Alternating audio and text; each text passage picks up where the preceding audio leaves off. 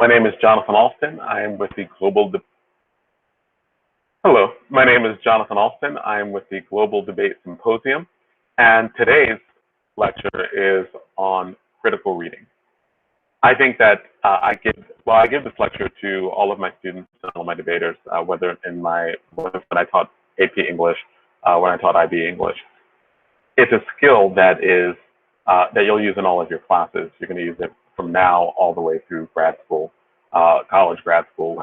Whenever you're talking about text that's above your grade level, these are techniques to use. The key behind this, though, I think, is the way that you approach reading itself. I think that if you give reading its proper respect, if you approach reading as the magic that it is, then I think that everything becomes a lot more clear in what you're doing. And I know what I'm about to say is going to sound crazy, but it's not. When you're reading gives you the ability to talk to the dead and have the dead talk back to you. I know that sounds crazy, the whole talk back to you part, but it's true. And when we go through the 5 steps, you're going to actually see that it really it's magical, but it's like everyday magic. It's the thing that is powerful, immensely powerful, but we kind of take it for granted. And I think that's one of the reasons why we have the problems with critical reading that we really have. When you critically read, it's about a conversation between you and the text that you're reading. And the way that you look at text, you need to look at text as text is sacred, text is important, and you need to give it its proper respect. When we're going through these steps, when you're reading, it is important. Well, and these are very basic steps, because when you're reading things above your grade level, there's all sorts of frustration that you can have. You can want to curse at your teacher. You're going to be like, why did you do this to me? But the key to actually getting through that are 5 simple steps. The first step in critical reading is to look up the vocabulary words you don't know and insert them. So as you're reading, right? As you're reading, most of the time when you're reading something that's above your grade level, the problem that you're going to have is a vocabulary problem. So step 1, when you're reading it, right? When you're reading and at the point you come up, like during the reading process, at the point you come up with something that's like, I'm having problems. What is this? I'm confused. I'm stuck, right? You look up the vocabulary word that you do not understand, and then you write that word, the definition of that word down, insert it, and then you continue. Step 2, if that doesn't work, if it's not a vocabulary problem, but it's the way in which the words are put together, then step 2 is to specifically identify the question that you have and then write that question down. Often the most important thing that we ever should do when we're reading is to have questions. Often we think that if we have questions, we don't know. If we have questions, it's that. But that's just not the case. The question means that you're thinking. It means that you're going through the thinking process, and that is a good thing. So specifically identify the question that you have and then write that question down. Because if you're stuck, that means you actually do have a question. So stop, write it down. Because often this is about slowing down the natural process that we have of critical thinking. So step number 3. And number 3 is going to seem counterintuitive, because if you're like, you have questions, then I don't know answers. But step number 3 is take your best guess to answer your question and then write that question down. Take your best guess to answer your question and then write that question down. That's something that, again, you're going to like, but I don't know the answer, so why am I going to guess? Because if I don't know it, why? But that's because when you're taking your best guess, that means that you're engaged in the text, you're taking your guess. You know it might not be true, but that is part of that critical thinking process. What could it be? What are some of those possibilities? Take your best guess. What could it be, right? Then write that. Then we get to step number 4. Step number 4 is, as you are continuing in this reading process, right, you took your guess as to the question, but there are 2 possibilities. And clearly the possibilities are you're either right in your guess or you're wrong. So as you continue reading, see if, like, if the text, right, are there parts of the text that confirm your guess, or are there parts of the text that make you think that your guess was incorrect, that make you draw a different conclusion? And that's step number 4. Step number 5 is continue steps 1 through 4. And as you continue steps 1 through 4, as needed. So you're reading text, you're writing these things down. So step number 1, look up the vocabulary that you don't know, write that down. Step number 2, identify the question specifically that you have, and then write that question down.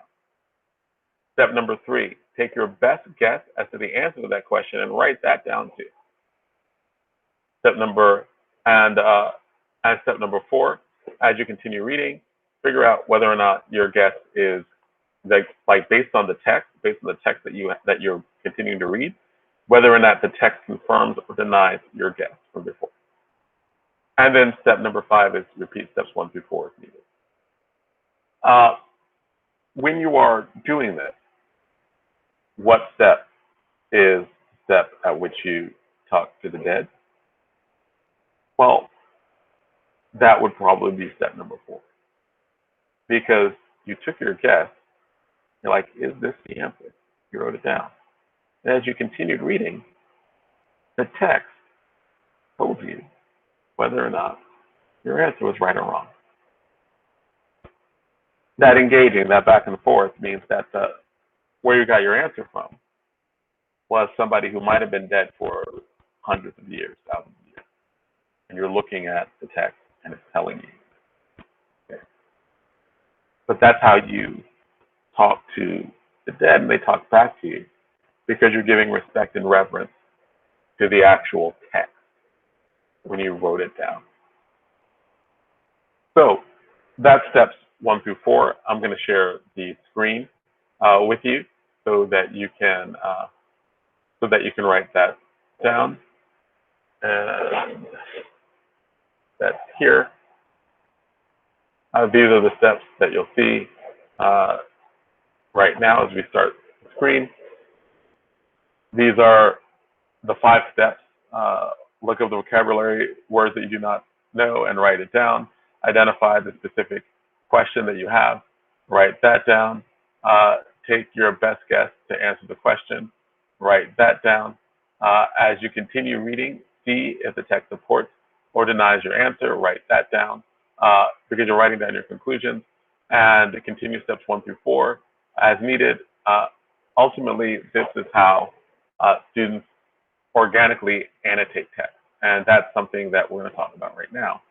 And you've had teachers before, I'm sure, tell you to annotate text, and they tell you to write a bunch of stuff down. And you're like, but I don't need to. I don't need to write anything down. Why? It's a waste of time. And you're like, teacher, why are you telling me to do this? This doesn't make any sense. Well, I'm telling you that you're absolutely correct. It doesn't make any sense to annotate text if you don't have to. If your teacher is telling you, hey, you need to annotate text, but the text is simple, then there's no need. You kind of understand, right? You can write notes down if you want, whatever. Take notes to things that you're thinking about. But ultimately, when you annotate text, those annotations are for you. They're questions that you have. They're things that you internally generate. So when you're writing down text, when you're annotating text, it's like reading, it's personal.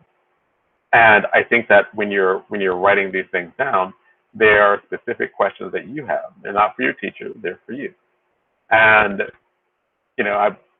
depending on how petty your teacher is, I don't necessarily recommend this, but you might want to say, hey, teacher, I don't really need to annotate this text. You need to give me some more difficult text. You need to stop being so mediocre with the text that you're doing. So when you're annotating text. So annotations of text are for you. They're personal. You're writing them down in the book. If you're looking at, a big thing with debaters is we read books, and when we're reading books, we underline and highlight text for every person who reads that piece of text, that text, that book, that article. The annotations are going to be different. They're going to be different because it's personal. We're not writing down things for the teacher. You're writing it down for you. because it's you having a conversation. And again, this goes back to talking to the dead. It's you having a conversation with people who came before you, who wrote this down, who you don't have in front of you, and you're engaging in actual conversation with them. And I think the most important thing from this is to realize that you are actually engaging in conversation with the text. After you finish reading the text, after you've annotated, you've taken these notes, you're engaging, we understand step 4 is when the dead talks back to you, because the text told you whether your answer was right or whether your answer was wrong. Then there are 3 questions that you should add as well. The 3 questions that you should add and that you should have at the end, like whenever you finish reading anything, especially for debate. I do think that this is true of all literature. I think that all literature makes arguments. I think plays make arguments. I think movies make arguments. I think short stories and poems make arguments. We just call it theme. But ultimately, it is about someone expressing something, and it's maybe artistic. It is. I think that often novels are philosophy by other means. And the reason why I'm saying all of this is because these 3 questions, I think, are universal. They apply, and they apply across the board, whether or not you're in an English class or in a history class. So these 3 questions that you should ask, I believe you should ask at the end of every piece of text is, what argument is the author making?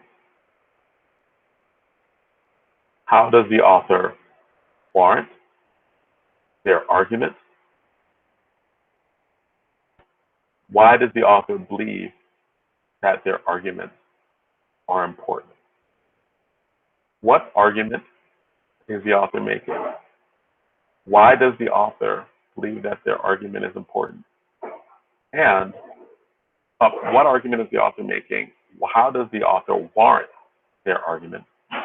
And finally, why does the author believe that their argument is important? Those are the 3 questions to ask at the end of any particular text. And the reason to ask those questions at the end of the text goes back to, and you probably have already put this together, the parts of an argument are claim, warrant, impact. That basically helps you understand how the author is making their argument, how they're warranting it. Writing those things down as well helps you understand the text better. And it also helps you when you get into evidence and carding and finding cards. How the author warranted their argument becomes the body of your card when you're getting that excerpt out. So these things about critical reading have a direct effect on how you find evidence, not just for debate though, like when you're writing a paper, when you're making a presentation. Where's the evidence? How do you get that from? Well, you get that, well, how does the author warrant that argument? In literature, they warrant it different ways. They warrant it with character, they warrant dialogue, they are setting, with literary devices. In other pieces of text, there are certain rhetorical strategies that are used. And those rhetorical strategies help you warrant that argument. But it is really a matter of like looking at what argument is the author making, how does the author warrant their argument, and why does the author believe that their argument is important? Because I think ultimately that gives us to the impact or the significance of that particular argument. So I hope this was very helpful to you. Obviously, if you have questions, you can ask. I hope this helps you in every aspect of academia, not just debate, but in all of your classes, because you're always going to have to read things that are above your grade level. But hopefully from this, you get that how you can actually talk to the dead and have the dead talk back to you. And it's not crazy. It's not supernatural. It's the everyday magic that we take for granted in the power of reading. So thank you. And again, if you have any questions, please let me know.